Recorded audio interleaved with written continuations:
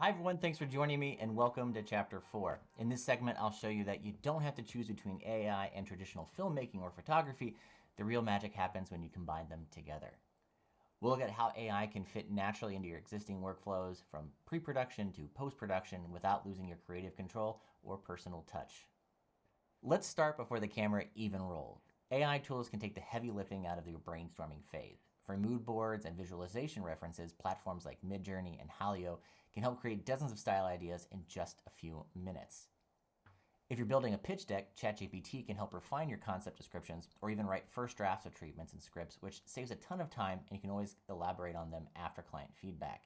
By letting AI handle the first 60 to 70% of concept generation, you free yourself to focus on refining that last 30% into something that feels authentically yours, which is very important. When it comes to post-production, this is where AI can save you hours or even days. In DaVinci Resolve, the neural engine can auto-track masks for color grading or do incredibly clean object removal, and it's something that I use on a near daily basis. When it comes to integrating AI elements with live action assets, this is where it gets fun. Let's say you have a shot, but it's not exactly what you want when you filmed it. You can take a still frame from the video or use a high resolution still frame from a camera like the Sony a7R5, which would be my suggestion, and use the elements that are in that shot to create a completely different scene while maintaining the subject or elements you wanted in the first place. As an example, for a production I've recently worked on, I'll take a still frame of a geodome structure that I shot on a scouting mission, and I'll turn that into a finalized shot. I'll open up Google Flow, take the image of the geodome, drop it into the ingredients tab, and then I'll choose the type of environment that I want that composition in by uploading another image I took from another project and combining those two inside of Flow. This might take a few iterations to get exactly what you want, but the end results will give you the scene that truly reflects your vision while maintaining your subject or subjects. To me, this is what makes AI so great.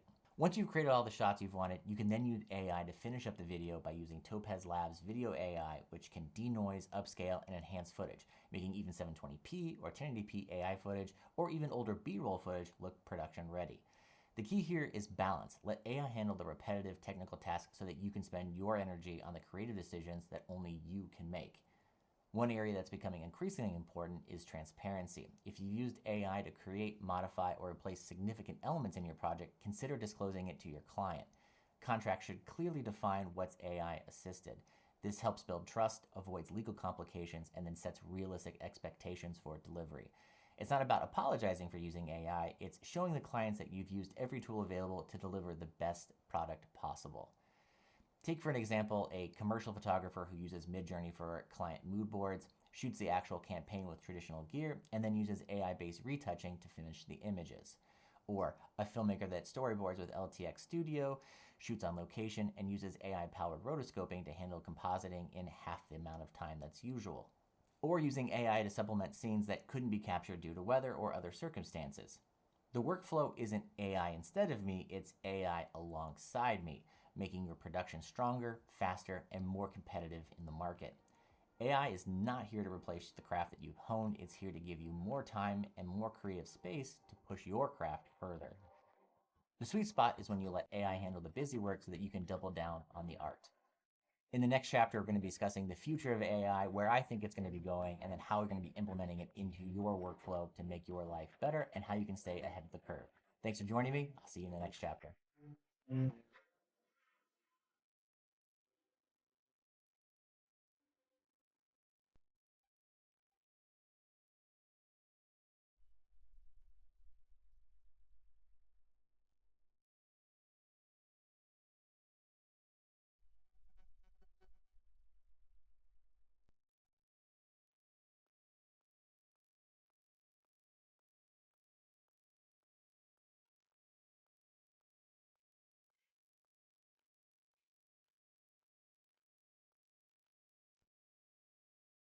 Hi everyone, thanks for joining me in this last chapter before I start demonstrating practical applications of all of these tools.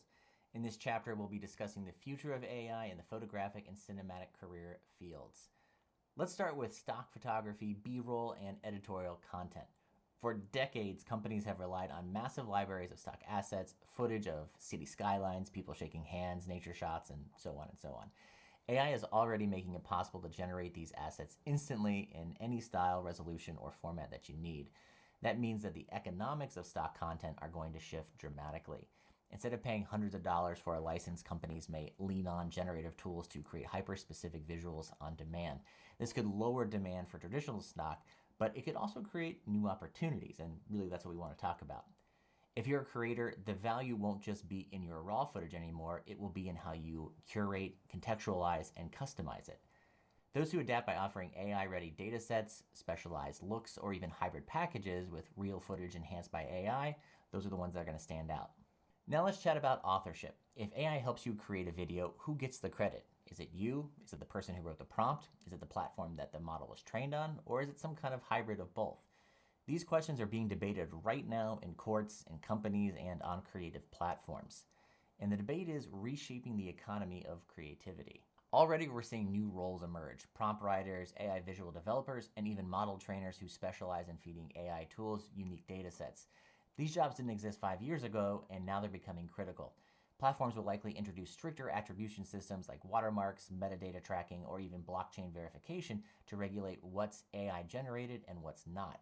As a creative, your edge is going to be about being transparent about how you work while also finding ways to brand your unique creative voice in an AI-heavy world. Let's push this a little bit further. What kind of creative jobs might exist in just a few years? Imagine an AI director, someone who doesn't just set up cameras but guides AI systems to build entire scenes, or an AI story strategist, combining narrative skills with technical knowledge to map out multi-platform experiences, or maybe a visual production designer, blending real-world cinematography with AI-generated sets, lighting, and atmosphere in real time. The takeaway here is that the future isn't about humans being replaced. It's about humans and AI forming hybrid roles, jobs that combine creativity, judgment, and technical fluency. Those who adapt early are the ones that are going to be leading the charge. So what does the near future look like, say 3 to 5 years out? Here are some trends that you can reasonably expect when it comes to AI. Camera native AI integration. Now imagine a Sony, Canon, or maybe even a Red camera where AI helps you frame, relight, or even enhance your shots in real time. We can also look at real-time scene synthesis. Need a shot of a Paris at dawn? Instead of flying there, you could generate it live on set, adjust the angles and lighting as if you were there. We could also be looking at actor-free production, and this doesn't mean that actors disappear, but studios may use AI to replace performances, DH talent, or build synthetic cast members for projects with tighter budgets. These aren't distant science fiction ideas either. They're already being implemented and tested out in multiple production companies across the world. The shift will be less about replacing what we do and more about changing how we approach storytelling. Finally, let's talk about what it takes not to just survive, but to thrive in this industry. Mastering the tools is important, but it won't be enough. The real differentiator will be your judgment, knowing when to use AI and when not to, knowing how to respect copyright, credit, and cultural context, and above all, building trust with your audience and your clients. The most successful creatives in this new visual economy will be those who combine technical fluency with ethical clarity. Tools will keep evolving, but your integrity, your ability to create responsibly will remain a competitive edge. The future of AI in visual storytelling is just wide open. There's going to be disruption, yes, but also there's going to be enormous possibility. The ones who thrive will be the ones that adapt, stay curious, but never lose sight of what makes stories powerful in the first place, and that's the human heart behind them. In the following chapters, we'll be working on practical use cases where I'll show you in a raw, more personal setting how to start implementing AI into your own personal work. Thanks for joining me, and I'll see you in the next chapters.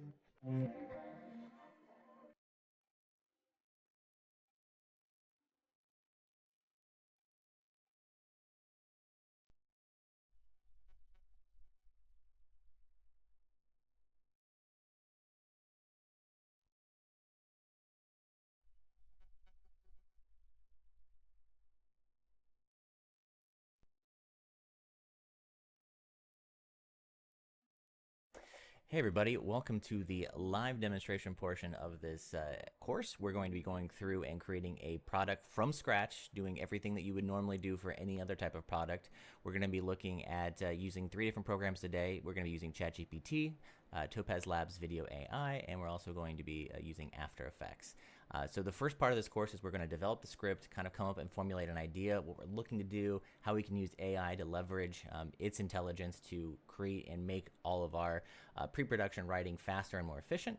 And then we're going to go in and actually shoot live action assets with the Sony A1 Mark II, or you can use any other camera that you might have. And then we'll also be taking those assets, putting them inside of Google Flow, and then taking that information and putting it inside of After Effects. And in the next demonstration course after this one, we'll take all of those assets, combine them together in After Effects, and then start creating the actual post-production product. So let's get ready.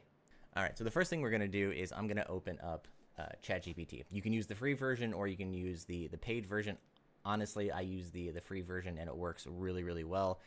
It does a lot of the basic things that you need to create a script. But one thing I will say, and is very beneficial, is you can also create what's called a script prompt. So if you're starting a project, you can have this prompt come up. It's going to ask you questions. You just fill in the information, and then the ChatGPT is going to go ahead and populate all of that with real stats and like real information, so that you can go in and start fine-tuning and making the product what you want it to be.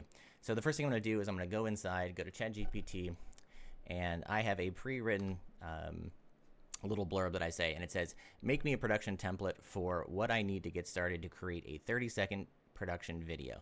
Ask me questions about my project, from the subject idea to the visual looks and what I expect the viewer to get out of it. And this is going to generate us a nice little prompt that will then give us all of this fun information that we then just fill out. And we kind of go through it as if it is a client asking us what they want, and then we go in and fill in what we can do and offer. So we can look through this and we get things like, you know, the product overview, what's the working title, what's the purpose of the video, what's the target audience. These are all really great questions, and when you answer all of these questions together, you can create and formulate an absolutely amazing pre-production script and workflow for you to get started. In today's example, what I'm going to have us do is we're going to make ourselves a little fruit juice commercial. So we're going to go, after this is done, we're going to go photograph a bunch of different fruit, and then we're going to take it and implement it into Google Flow. It's going to be really fun. But back to ChatGPT, you know, we have our messaging goals, you know, everything we want, the call to action, questions we want to have, what's the visual style and tone. And once you go through all of these and then you answer all of the questions, you can come back and it's going to output everything that you need to create a product brief. And that's really important. And this is something that you can give to a client. Obviously, you can fine tune it and put it in any stylized you know, method or way that you want, and then deliver that to the client, and then they can decide and give you the answers that they want, yada, yada, yada, vice versa. But we'll come back through here and say, I'm going to start coming in. All right, so we'll just start with the project overview. Let's say I want to create a video for a new fruit juice. And I'd like it to be bright, bubbly, exciting, and full of fun product shots. So I'm going to go through, and now I'm going to go through the objectives and the goal. What do I want the goal to be? I want people to walk away wanting fruit juice.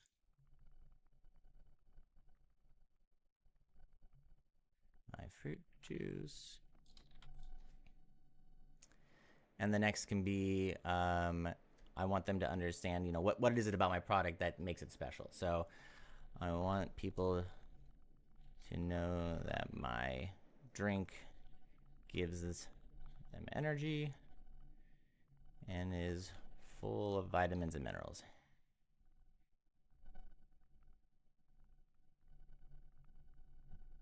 Obviously, I am a terrible speller at this, so this is all live in the same vein too, so bear with me. But this is kind of great what we can do here. So I'm going to go through here. I'm telling the ChatGPT what exactly I want it to do. And now we'll go back through and keep answering more of these questions. Who's our specific audience? My audience is people who love fruit juice, children, adults, and the elderly. Because the elderly love their fruit juice.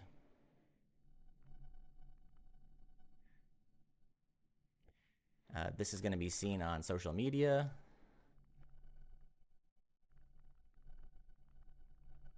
All right, so I'm going to keep going through here. And then I'm going to break it down now into our visual tone. You know, what do we want this to be?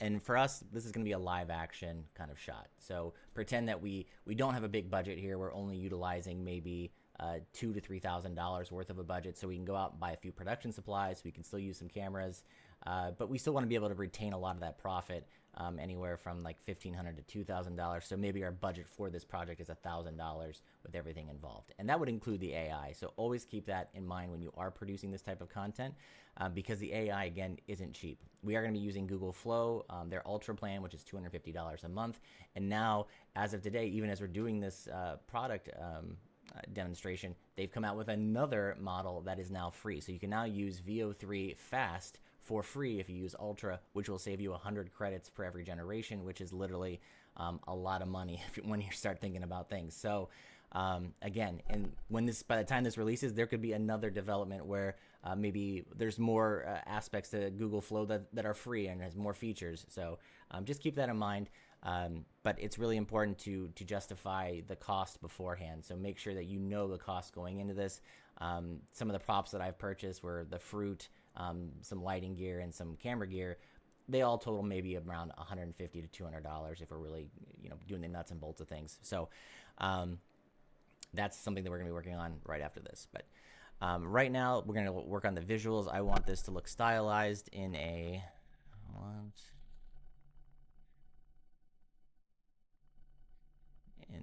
professional studio. Or let's just say I want a stylized professional video look.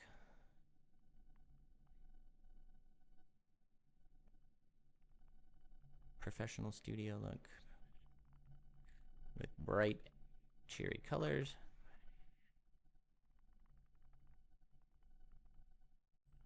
And slow motion. Because everybody loves it when the fruit drops into like a vat of cream or water, or a splash of something happens. So we're going to use, in this case, we're going to simulate using high-speed cameras and high-speed robotics and motion control. But we don't have to worry about that because AI is going to take care of all of that. We just have to worry about the actual assets we want to create. So still putting that in here. Make the commercial 30 seconds. Make the script 30 seconds long. We want to utilize a motion controlled head for the camera. We'll be shooting close-ups of all of our fruit. And the end, we'll show all of the fruit going inside of the bottle. Okay. All right. So we can keep coming down our list. We've got our storyboard and script here. It's going to, the first 5 seconds is going to be the hook, what's going to get people excited about wanting to watch this, which is really important on social media. Then we've got the main content message, what do you want people to receive out of this message? Build towards the conclusion and the call to action. We will be using a voiceover for this particular project, and in the next live demonstration, what we'll do is I'll show you how to use another program called 11 Labs, and it allows you to basically create narration out of thin air, utilizing your own voice if you want to, or another collection of voices. And this is all vetted, so all of the voices that you will see or hear in this project will be from licensed authors and licensed content creators. So it's another positive step in the AI realm where you don't just have something that's pulling information off of the internet. It's actually someone who has licensed their voice and licensed their own personal style to the program. And I think that's wonderful. And again, we want to try to keep this as authentic and as human as possible. AI is just going to do the heavy lifting for us. And really, that's what this is all about. Just letting AI do the heavy work so that we can concentrate on the creative and making the final product look as spectacular as possible. Okay, so we're coming back down here. I'm going to finish this up. It's asking us questions. They're going to be dialogue, narration, or just visuals and music. This a mix of both music and voiceover.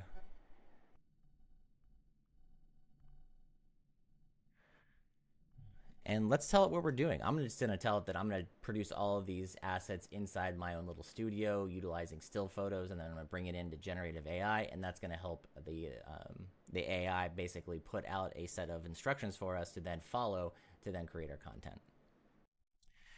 We will be capturing live action assets in our, then taking into a generative video AI program. All right, so that's the gist of it. And what's going to happen now is it's going to create a script for us, and that script is going to be 30 seconds long. Let's see what happens. All right. Perfect. You've given us enough to shape this into a polished 30-second commercial script plus shot plan that fits your goals, bright, bubbly, energetic, with a stylized studio look. I'll structure it with both scripted narration, voiceover, and visual direction to seamlessly work your motion-controlled camera shots and later AI enhancement. Perfect. It's already doing exactly what we wanted it to do. This is great. So we've got our fruit juice commercial, 30-second spot. Our script is coming up here, and we can go through this. Fresh, bright, bursting with flavor. That's the voiceover. Obviously, we can change this. That's the power we have as humans right now. Say, like, if I want this, if I don't want this, we can go in and change it out. But this is a great starting point for us. Okay, so we're looking at the visuals here. Close-ups of fruit being sliced, sprayed with crisp slow motion. Juice spraying includes crisp slow motion. Motion control pushes through a cascade of colorful fruit. And we can use all of these visual cues that we're seeing in ChatGPT and use those inside of Google Flow with our live elements. So when we start doing that, we're going to be able to combine everything that ChatGPT is writing for us, which, again, language is going to be incredibly important when it comes to prompting. But I'll also show you how we can create a template for video prompting, which is going to allow us to then get more refined, more detailed, and more accurate depictions of what it is that we want. And then just finishing this up, we'll go back to the script. Voiceover packed with vitamins, minerals, energy. This isn't just juice. This is fuel for life. I kind of like that. It is fuel for life. Everybody needs a little bit of vitamins and minerals in their life. Okay, so we keep going through here. We look at the shot list here. We've got strawberries tumbling into sparkling juice, oranges spiraling down with liquid and ribbons, blah, blah, blah, blah, blah. But here's the thing. There's something that I already can see off the bat that I don't want.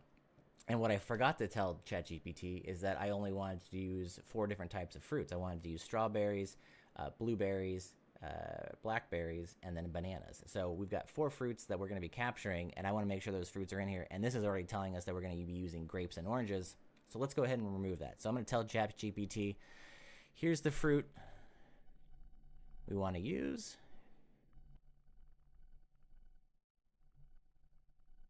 Please update the script. Strawberries, blackberries, blueberries, and bananas. And what ChatGPT is going to do is going to rework that entire script for us, because that's how great technology is. And already it's replaced all of our grapes and oranges with the fruit that we want. This is great. And it's also giving us a nice little breakdown of what color components can be used to complement the objects that we use. This is great. So it's telling us that yellow, teal, and pink are probably the best choices for background, because that's going to give us the best contrast between the fruit that we choose.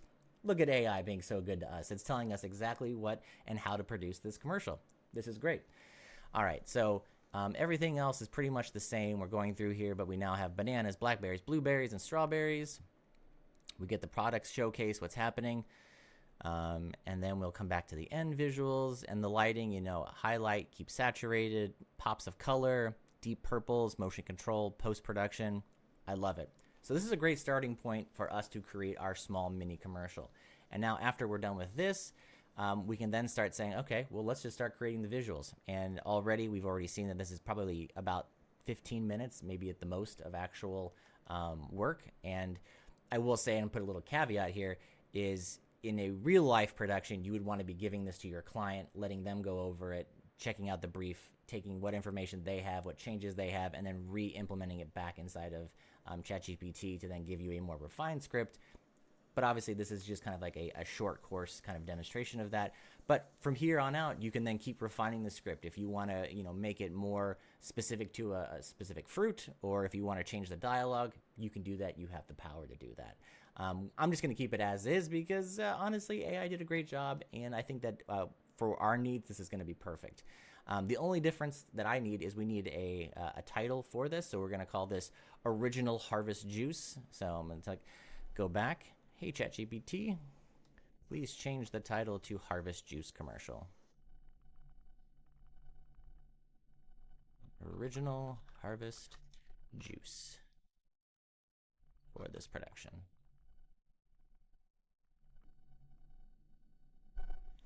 All right, so it just updated our script again. As you can see here, we now have the Original Harvest Juice. It's a 30-second commercial script. We've got our 30 seconds of different information. All of our voiceovers, all of our visual descriptions are still there, and we can then later use those visual descriptions to actually compile it, as I said before, inside Google Flow. Perfect. Step one done of pre-production. We've got our script, so now we can go out and do the filming, and then when we come back, we're going to take those assets inside of Flow and create something magical. So what we're going to do right now is go and shoot our products that we want to shoot live and incorporate them into AI. Let's do it.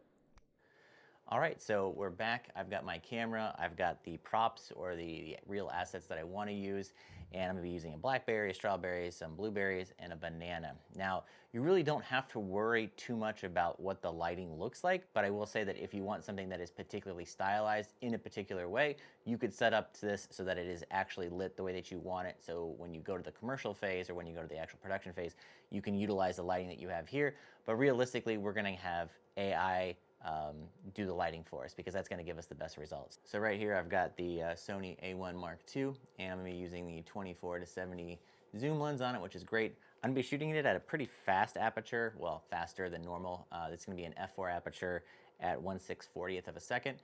And really what we want to do is just capture the best, sharpest image. And the higher the resolution, the better the quality, the better that the final result will look inside of our AI editor. So I'm going to go ahead and just take all the elements off that I want to not shoot first, and we're going to use the white plate as a background. I've got my strawberry right here.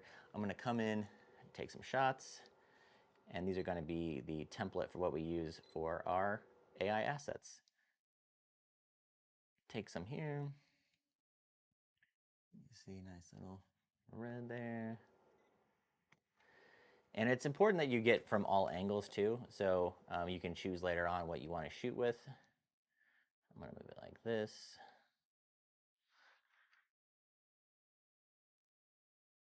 All right. Come in and get detailed. And again, this is just really, we just want to make sure that everything is in focus. Okay, so we've taken care of our strawberry. I'm going to come in with our blueberry.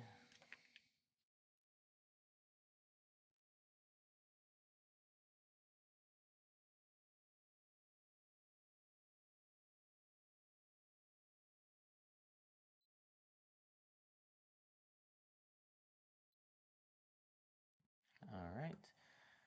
Come in with our blackberry. And again, this is just simple photography, nothing too crazy about this. You can use any camera you want, but again, the higher the resolution, the better the image quality, the better the results are going to be when we take this into Flow. And then again, I'll get a couple different angles of the blackberry because there's a lot of different things that we can see. Great. And then I will take a picture of our banana. We're not going to use the white plate for the banana, but I'll just use this as our plate. And it's good that we have a lot of contrast here because it's going to make it easier to edit inside of Photoshop, because what we're going to do is we're going to actually eliminate the background of the banana here. So it's just the banana as it would be, kind of like as if it was floating in space. Great. Okay. So now that we've collected all of our assets, I can come through here, scroll through. This is perfect. Again, they don't have to be perfect. They just need to be in focus. So that's the only thing you really want to make sure is that everything is in focus. All right, let's go back and we're going to start ingesting these and taking them inside of Google Flow. All right, we are back. We just shot all of our live assets. Now what we're going to do is we're going to bring it inside of Lightroom. We're going to just tweak it a little bit, then take those assets, bring them into Photoshop, and then compile them into Flow. And this process should take anywhere from, honestly, 2 minutes to 5 minutes at the most. We don't have to spend a lot of time on this. We just want to make it so that the subject, which would be the fruit, is the main component that's in our frame. So inside of Lightroom here, I'm going to go ahead and import all the images we just took. I'm going to go through and just try to find the ones that look the sharpest and have the best lighting to them. The first one is the strawberry, like this last one. We'll go in here, make sure that everything looks good. And you know, we can zoom in here and we can see that there's a lot of detail here. You know, we can see that the texture of the strawberry, we can see the seeds of the strawberry, we can see the grains in the strawberry. But one thing that I did kind of mess up on is the blur. And again, this is why you kind of want to use a fast aperture. I did use f4, probably should have used somewhere between f8 and f11 to do this. However, for this demonstration, it's still going to work because AI, in all its brilliance, knows what to do and knows how to take that information and translate it into what we want. So I'm going to go ahead and finalize this image. I'm going to crop it so that it's just the size of the strawberry.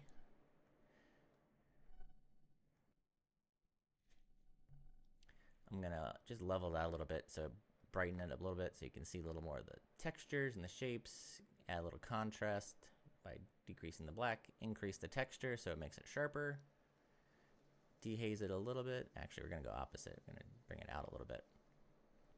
And then you see these little imperfections that are on there. You don't have to worry about them because, again, AI isn't going to take that information. AI understands and knows what this strawberry is, and then it's going to compile a set of reference images together to then create its own image inside, or algorithm. Using an algorithm, it's going to create a sequence of images inside of Google Flow.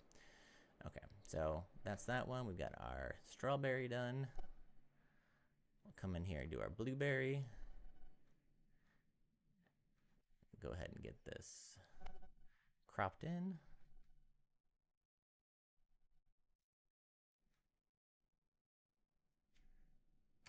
Perfect.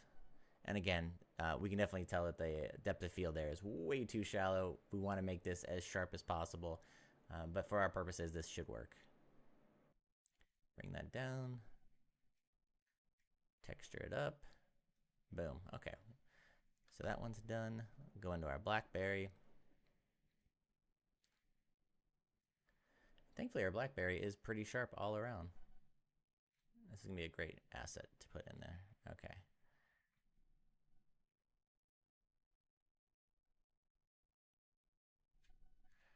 All right, so there's our blackberry, and then we'll take our banana.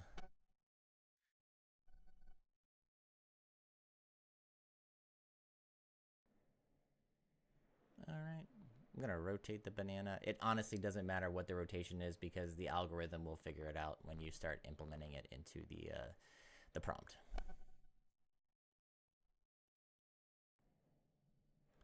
But one thing that I will notice is that the banana itself is pretty green. So we're going to go back and refine this so that the green actually turns to yellow. So I'm going to collect my color picker, take this over to yellow, and boom, just like that. We've got a yellow banana. Technology is amazing. I'll settle it out a little bit because it's a little too yellow. But that gives us a pretty good yellow banana, I think so. Bring down those highlights so there's nice even exposure over the whole banana. Crop it down. Great. Now I'm going to take these images and I'm going to save them just as simple JPEGs. That's all you really need.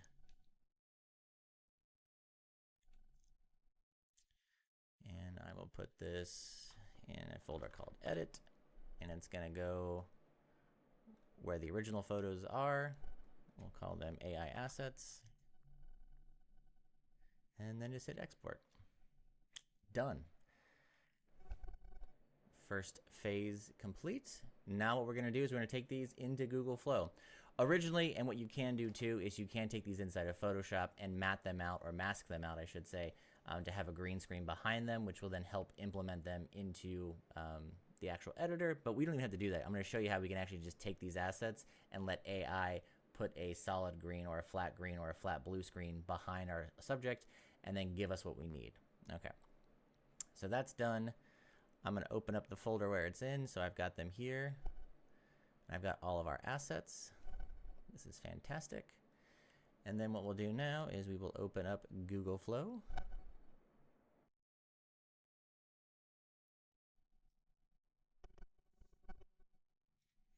And so now we're inside of Google Flow. This is where the fun begins. Go ahead and hit Create with Flow. It's going to come up. It's going to show us all the projects that we're working on. And again, just as I stated earlier, Google Flow now gives you VO3 Fast for free, which is absolutely incredible if you're an Ultra member, which the Ultra membership is $250 a month. But now it actually kind of makes it worth it because you get unlimited, and I mean this, unlimited AI generation. And I was spending anywhere between $1,100 and $2,000 on credits with VO3 Fast. So they just kind of brought down the price. This is amazing. All right, we'll create a new project. And this is where we're going to start kind of implementing everything that we have. So down here, we're going to go to Ingredients to Video. Going to add our first ingredient. And the first ingredient should be your subject. A lot of times you can try this with your background if you want, but for me, the best use that I've seen is go subject, background, elements. So I'm going to do this. We're going to upload an element, which will be our fruit. Take ourselves over to there.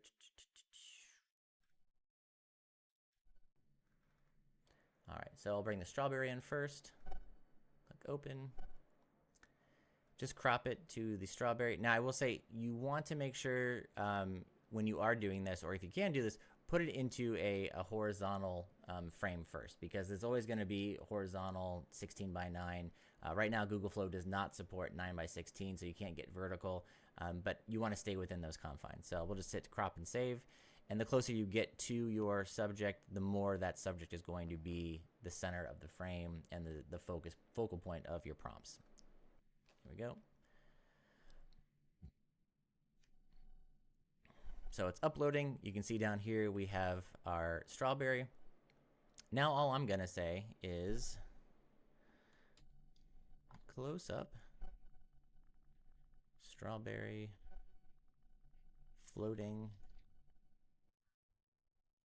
above, floating in the frame. Okay, so close up of strawberry floating in the frame. Pretty straightforward. AI is going to go through and say, okay, well, what do I want with that? Now we're going to get a little more descriptive. So our subject was the strawberry, floating was the action. Now I'm going to say backdrop or background is a flat blue screen with bright constant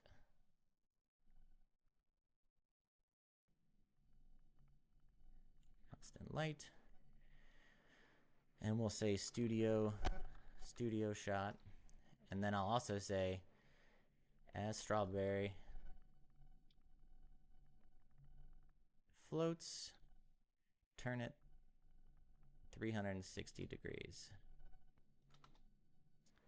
Okay, this is a totally basic prompt. Again, we're not going too in depth with this. It's exactly as it sounds. We are using VO3 Fast because right now VO3 Fast, oh, it's back to 10 credits. That's interesting. Ah, they did just change that. That's too funny. All right, so it went away. All right, so with that in mind, I'm not going to do as many prompt outputs. So we're going to keep this and limit it to just 2 outputs because you're going to use more credits the more outputs you do. So what we're going to tell it now is we're going to create 2 prompts, or it's going to create 2 versions of this prompt using VO3 Fast, and then we'll see how it goes. So we'll do this. And I should say I'm going to speed this up because the render time and render process for this can take anywhere from 30 seconds to a couple minutes, and nobody wants to wait around for that. But here we go. All right, we're back, and our strawberry has been compiled. We're going to go through and check to see what it looks like. And as we can see here, it's done exactly as we have wanted it to do. It's creating a spinning 3D strawberry. Step 1 complete. The only thing that we didn't, or that I forgot to tell it, was to make it a complete flat blue screen or a bright blue, because what we're seeing here is a pale blue. So we really need to make sure that we articulate exactly the color that we want, and we can even specify that using web-based colors. So we could try that. We'll check out the second one. And again, it gives us a very, very nice look. I'm not mad at all. This is perfect. So when you are doing this, you could go through a ton of iterations. You could go through maybe 3, 4, 5, or even 6 versions of this just to get the perfect turn or the perfect twist. But we're looking at this now, and the detail is there. We can see the detail in the strawberries. It has the same lighting that we had when we shot it. That's our strawberry. And what we're going to do now is we're going to do another iteration of this to give us a perfectly flat background. And this is where it could take some time. So this is the fun unknown part of shooting or using AI. But let's go try this again. So I'm going to reuse the prompt.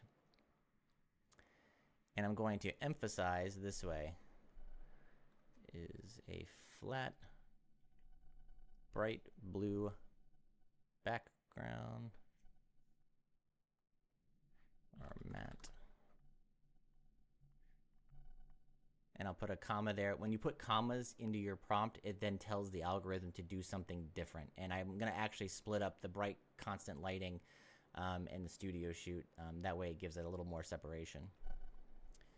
So keep all the same. Close-up strawberry floating in the frame. Background is a flat, bright blue matte. Constant light. Studio shot.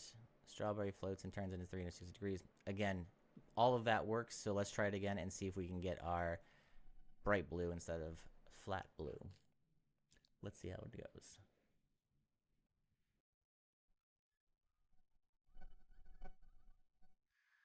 All right. So one of our versions is done, which is fantastic because it's kind of a crapshoot on how long it actually takes. Sometimes it can take a couple of seconds. Sometimes it can take a couple of minutes. I guess it just depends on what's happening on the server side of things. Now, let's look at our strawberries. So you can actually see we have our white background here. That was our light blue. And now this is our bright blue. And honestly, this is good enough for us because what ultimately we want to do is use this and chroma key out the backdrop. So we only have the strawberry. So there's that. Looking beautiful as ever. It kind of keeps and kept a similar model to the other one. It still looks beautiful. We can see that it did add a little bit of a water drip to it, which I didn't ask for, but that's just the algorithm kind of figuring things out on its own. We'll take a look at the other one. And honestly, this first one is exactly what we wanted. This is perfect. The lighting is absolutely amazing. I'm going to go ahead and download this. And when you hit download, you're going to get 2 or 3 different options. You get an animated GIF, the original size at 720, or you get an upscaled version. I always opt for the upscaled 1080p because it's free, but it also gives you the best quality. And then when we take it to our next step, we're going to go through and then upscale that 1080p footage to 4K 60p, which is absolutely fun to do. So we'll let this sit for a second, but this is going to be the pattern that you do when you're actually doing your project. So I'm going to go do the rest of the fruit off camera and just implement that in there because this could take another, I don't know, 30 or 40 minutes just to render out everything that we need. But these are the steps that you need if you are using an asset directly from camera to AI, and you just kind of follow these steps. So in the next segment, what we're going to do is I'm going to take this and implement this into After Effects, and then we're going to actually start creating our product in After Effects. And then from there, we're going to finalize it, and we'll have a finished commercial project that theoretically could take you just a few hours of actual work to do. And then you can take that, show it to your clients, and have them look at it in real time, and then be like, wow, why don't you change this, this, and this, or we love it, and then you're good to go. But that's going to wrap it up for this demonstration now. Thanks for watching. In the next demonstration, again, we'll go through and start implementing it into the actual post-production phase. Thanks for joining me on this chapter. I'll see you in the next.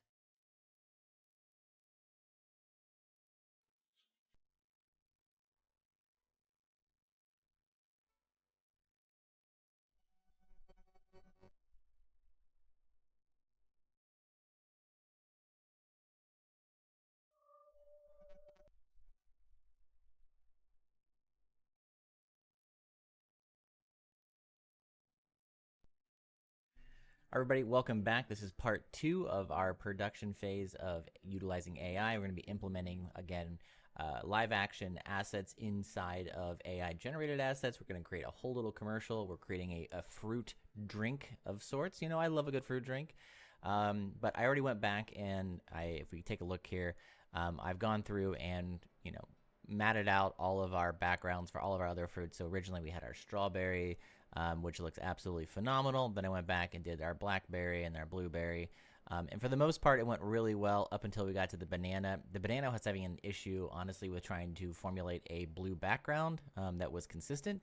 And it did take, looks like 6 iterations to get that right. So right there, that's 60 credits just to get one image correct. So again, keep that in mind when you are producing, that it can take a couple tries to get exactly what you need. But here's our banana. Looks pretty banana to me. But now comes the fun part, because we're going to take all of these assets that are in here. So we've got our fruit, and we're going to take it inside of After Effects, and we're going to key out the background so that we can basically manipulate these as if they were falling fruit, and we can position them in 3D space, make them how we want them to be, and really start formulating our story. Then once we're done with that, we're going to go back into Google Flow. We're going to take those prompt kind of cues and visual cues from the script that we had generated, and we're going to take those so we can create all of the elements that we want in our shot. So we want close-ups and mediums and wides. If we want water splashing against our fruit, we can do that, and that's what we're going to do. So now that we have all of the assets generated that we want, we're going to upscale those into a 4K 60p format, because unfortunately, the lower quality, lower resolution images don't really work that well inside of After Effects. And when you are keying, you want to have the best color and the best bit depth. So we're going to go ahead and use AI again to generate higher resolution, higher quality assets. So I'll open up Video AI. This is the main screen. Again, this could change in the future. They do come out with new versions quite often. This is the full individual one. This is not the subscription-based one, but we're going to create a new project. I'm just going to call it AI Demo. And now we're just going to bring in our video files.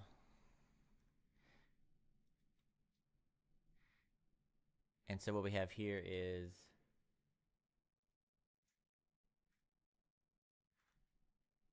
all of our files put together. I've got our banana, our strawberry, our blueberry, and our blackberry together. We want to take these 1080p videos, and what we're going to do is we're going to transmute them into 4K 60. So drag them down in here. We're going to click on our first preset, which would be 4K convert to 60. And as we can see here in the screen, it looks really beautiful. Now, we are going to see a lot of things popping out that look extra sharp, and that's one of the caveats to doing upscaling inside of Topaz Labs, is that you are going to get a lot of sharpened or over sharpened images, but I'll show you how we can take those down and make them look more realistic inside of DaVinci Resolve in the final phase of the project here. But for the most part, we're going to use everything that's just standardized to it. You can use Starlight Mini, which Starlight Mini is a really great render engine and gives a lot more realistic look to it. The downside to it is, I'm not joking when I say it takes about 10 to 15 minutes, even on a computer that I have, to render out these images, and they're only 8 seconds. So it's a lot of time to upscale if you want the best quality. So what I'm going to do is I'm going to go through here. I'm just going to show you exactly how we start implementing it, and then we're going to take a little break, because it's going to probably take about an hour or 2 hours with all the content that we have to actually upscale it. Now, you can use something that has a lower quality codec to it. We could take it back down just to like 2K or a 2.5K image. And we could also reduce it from 60 down to 24 frames. But I will say, the 60p footage for AI footage makes it look far more realistic, and then what you do when you get into post-production is you'll actually speed up or ramp up the speed a little bit, maybe 150% to 200%, and that's going to make it way more realistic looking and give us a much better asset to use in our actual production. Okay, so coming back through here, output resolution is going to be 4K. We are going to use Prometheus, or my apologies, we're going to use Proteus, upscale to 4K. We don't have to worry about the noise. We don't have to worry about the recovery of detail. Come down here. Now, what I will say is video AI does have the ability to give you SDR to HDR, and I have used the HDR on it, and it works fairly well. If you are taking it from Google Flow, it's not going to give you a lot of dynamic range or a lot of extra dynamic range, but it does give you a small boost of dynamic range, probably anywhere from like maybe a stop to a stop and a half. But that's a lot of extra information that you can then use to color grade, as well as to shape the image that you want in post-production.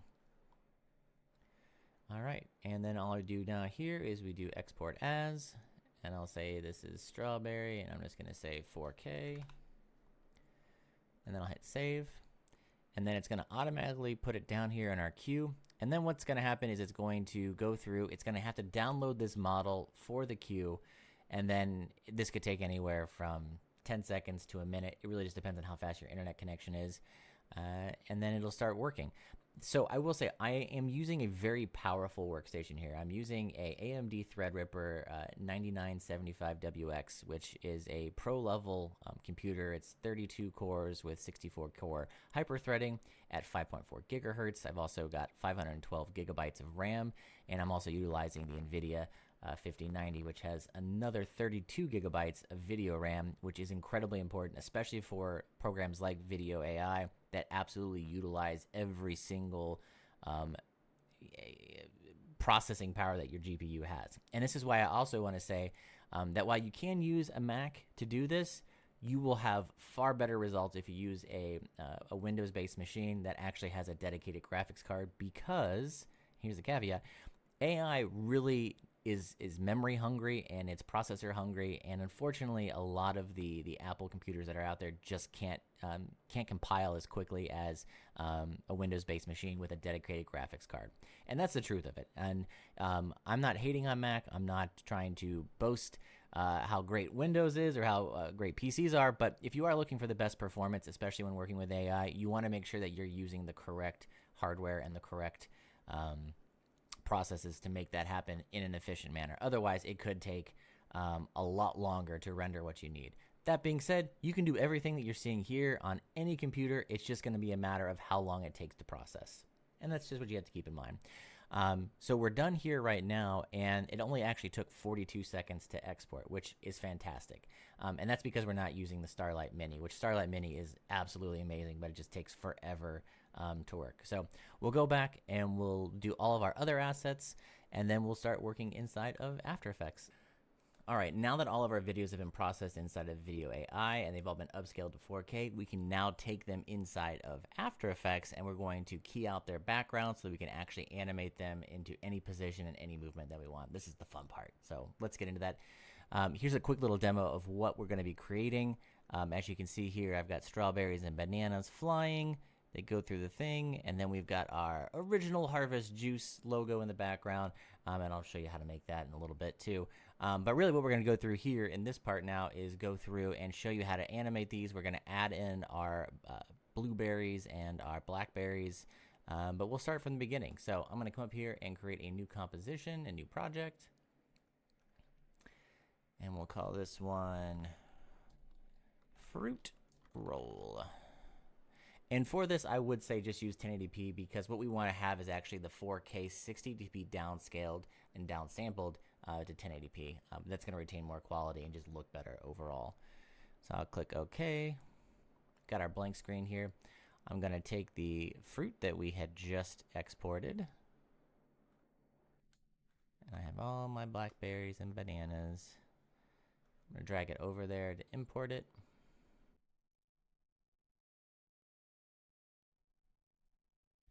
Get our strawberry in there too, can't forget them. We'll start with the strawberry first. So I've got the strawberry here. It's too big for our screen, but what I'll do is I'll shrink it. So we'll scale it down. That's perfect. Then we'll come over to our After Effects and presets, and we'll type in key. And I would suggest using Keylight 1.2. It's the easiest one that they have. We'll come in here, we'll select our screen color, which is this blue. We can see that we've got our white now. I'm going to put a little checkerboard background, because that way we can see our composition better. And I'll zoom in on the screen just so we can see exactly the details. And honestly, for the most part, this is pretty good. Gonna come through here and do our screen mat. Gonna roll it back a little bit. Okay. Come through here. Get a little bit of that detail back. And if I push it too far, we can see that the screen changes and we don't want that. So I'm gonna bring it down just a little bit. We want to make sure that we retain all of the fluidity and all of the opacity that the strawberry has. I can scrub through this, and there is a little bit of a twinge of color here. If I put this on white, we can see there's a nice like blue background. We don't want that, so come back here. We can refine our mask a little bit more. There we go. Just remove that. And now, just to make this even better, what I'm going to do is I'm going to create a mask around the strawberry, so I don't have to worry about it if there's any edging or anything isn't masked out. And I'll be liberal with it, mask out the majority of it, so if it does turn, it's not going to turn into the mask. And now we can come back here. Scrub through it, and it looks pretty dang good. And what we'll do is we'll do this for all of our fruit. So this is just the first step. I'll keep this here.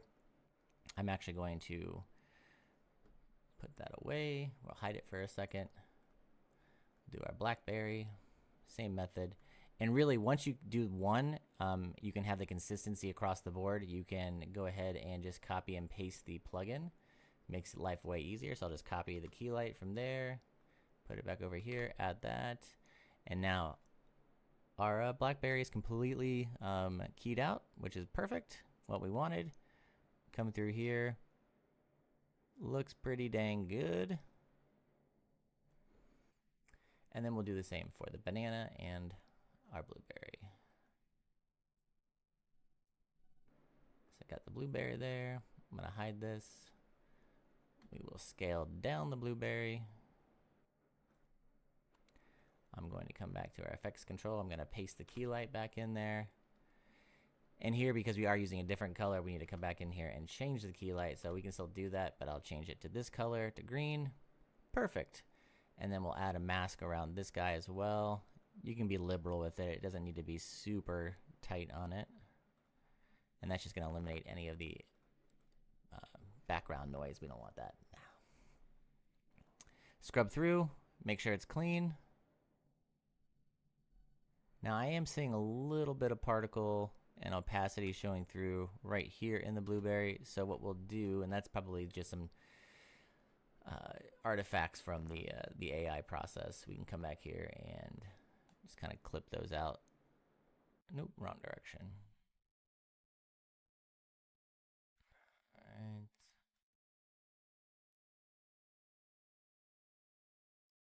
And there we go. Now that looks pretty clean to me, super sharp. I'll go back and check the rest of my fruit though, because it looks like the clip back is a little soft. Yeah, added more of that detail to this. Same with our strawberry.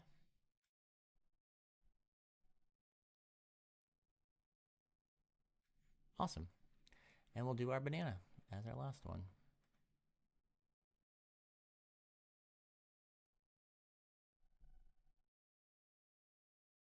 Again, we'll go ahead and scale it down. We'll apply our mask. That one's going to need a little bit of work.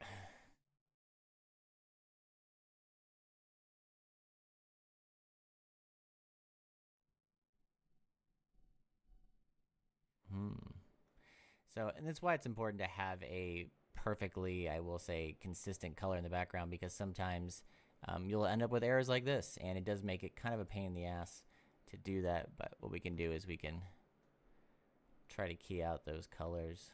And honestly, let's see if we can do it this way. Find the median.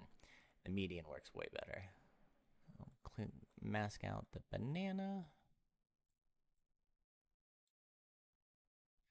That gets rid of the black bars there. We can throw up white background, see how that works.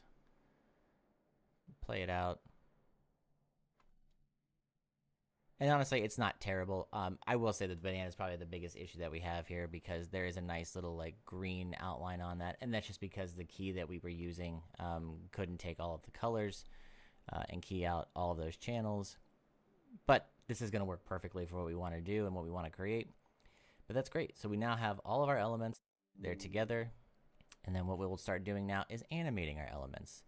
And this is just going to be a simple, I'm going to make it all seem as if the elements are flying from the left-hand side of our screen to the right-hand side. I'm going to just do each one of these individually. We'll start with our strawberry first. I'm going to go ahead and start with positioning.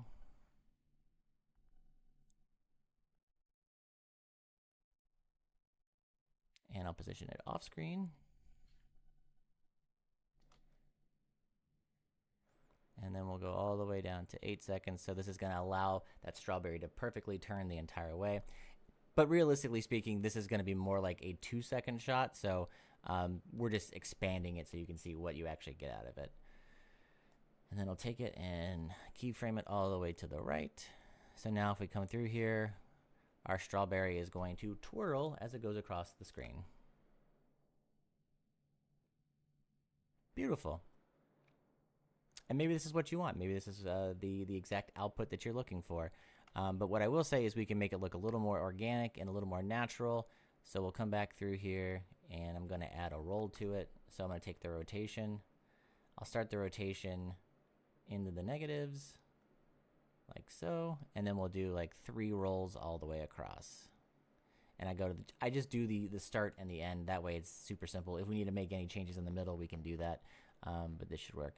So then I'm going to increase it so that it rolls twice, 360 around, and then ends over there. So if we come back through here now, our strawberry is going to tumble through space as if we had shot this on a high-speed motion-controlled camera. And now from here, what we do is we just start expanding upon each element. We can duplicate it. So I'll take this strawberry here that I have. I can duplicate it. I can push it further into the scene. Then what I'll do is I will shrink it. I'm going to put it under this one. And then what we'll do is we'll change the modifiers for rotation. I'll go to the last modifier and I'll just say plus 110 degrees. That way it throws it out of sync with the other one and it shows randomness to it. But we do want to make it so it's seen better. So what we can do now, there we go, is I'll have it start later. So throw that out. There goes that strawberry. Then the other one's directly behind it. Still not exactly what we wanted. Let's do it more so like it's like this. There we go. And then we can take that strawberry and start it sooner. So we change the position.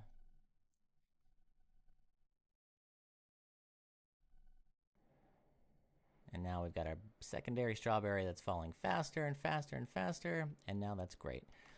Now, if you are looking at this, the issue that we have here is that it doesn't look super realistic. And it doesn't look realistic because we don't have that camera blur. So what I'm going to do is I'm going to come back through here. We're going to add a new null object. And it's going to be important because we're going to link the camera to that null object. And the null object is going to allow us to move around in 3D space. I'll clear a new camera. Got my camera. I'm going to use the pick whip here, which is that nice little curly cue. I'm going to take that and I'm going to pick it to the null 3, which means now null 3 controls everything that the camera controls. And then I'm going to go through here and turn on all of the 3D channels for the null and for the strawberry that we have in there. So we got 2 strawberries in there right now. We're not going to worry about the other elements because basically we'll take our time and we'll edit those at another time. We're just going to show you how this is done in the moment. So we've got this. And what I'm going to change now is the properties for our strawberry in the back. And we're going to change the z-axis or axes. And I'm going to put this way back in the back here. And we'll make this an even 1800.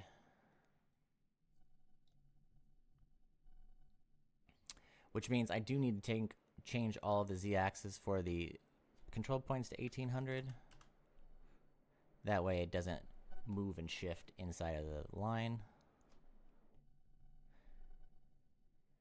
So now if we do this, it should look just like it is now. Perfect. Now this is where like the fun comes in, because now we can go to our camera, we can open the properties, go down to transform, camera options, and where it says depth of field, we can take this and turn it to on. And when we turn it to on, we can then change the aperture level. And as you see, I can change the aperture level right now, and we're getting a really beautiful bokeh. We've just created separation between our foreground strawberry and the background strawberry. And now if we play it, the foreground strawberry is going to be the one that's in focus, and the background is out of focus. And really what you have to think about now is, you know, what do you want to do creatively with this? I mean, we could add 10 more strawberries. We could add another strawberry that rotates from top to bottom. That way it gives it the appearance that there's multiple different types of strawberries. And that's what I would say you would want to do in a project like this. If we are making a real project, we'd want to go in and we want to make as many different variables of strawberries as possible. And we want to make it look as organic and as natural as possible. And that's how you do this. So we would build upon this stage here, creating fruit. I will do the same with another one. We'll take the blackberry here. Now the blackberry is in our frame, but our blackberry isn't in a 3D space, so we'll put him into a 3D space. That way we can put him in the background if we wanted to. But let's just say we'll have the blackberry take it from the top of the screen to the bottom of the screen and go diagonally across. So I'm going to start here at the end screen position. We'll set a keyframe. But I want to make it so that it's out of focus in the foreground. So I'm going to have it come towards the camera. We can see that it's out of focus. Now I'm going to change the scale. Bring the scale down to where the original size of it would be.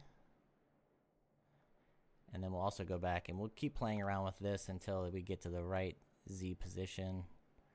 And as you can see, as I go further into space, it becomes more in focus and then more out of focus. So let's put it right here. Slightly out of focus.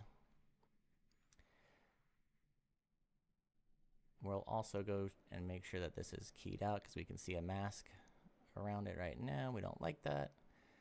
There we go. And we'll do a starting position up top here. And by the end of it, it's going to end all the way at the bottom. We can see that After Effects is creating its own little keyframe trajectory.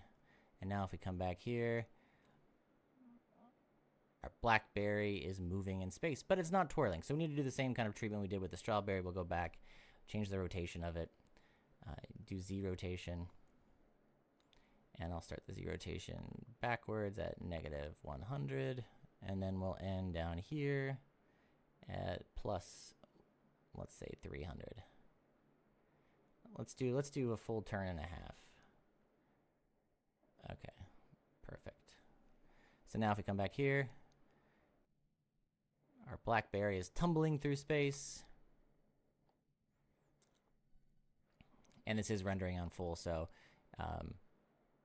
it's going to be a little laggy. But as you can see here, we are creating that nice depth. We've got a foreground, we've got a middle ground, we've got a background. Our direct foreground is out of focus, our background is out of focus, and our middle ground is what's in focus. And what you can do from here is you play around with the different focal lengths. So we could have it where the camera artificially targets the middle strawberry, then the foreground blackberry, and then back to the strawberry. As a creative, this is where it gets so exciting because you can go in here and just make whatever elements you want and then implement them inside of After Effects and then create the exact layout, the exact look that you wanted to begin with. But you're also inputting your own creativity into it, keeping it human, and creating a product that's honestly going to look absolutely incredible for whoever your client is. But think about this as far as it's not just for a fruit drink commercial. This could be anything. You could take camera gear. You could have these be cameras flying through. It could be lenses flying through. Literally anything you want, you could then implement it and then start using After Effects to stack in different layers, creating multiple new scenes in any way that your creativity can be manifested. And I think that's what's so exciting about this. So we'll continue through here. But basically, you get the gist of it. We can now create flying fruit with the elements that we made in Flow. And then from here, what we'll do is we'll actually create our own commercial. The next step is going to be going into Google Flow. We're going to go into Google Flow and have them actually we're going to create some scenes, if you want to say, using the elements that we have, and then those scenes will be implemented in the final version. And in the next part 3 video, we will then compile all of that inside of DaVinci Resolve. We'll create a nice little voiceover using 11 labs, and then we'll do a final output. But that does it for this chapter. As you can see, we've taken our assets and created something unique and something inspiring. But I want to say thank you so much for joining me, and I'll see you in the next chapter. Have a great day.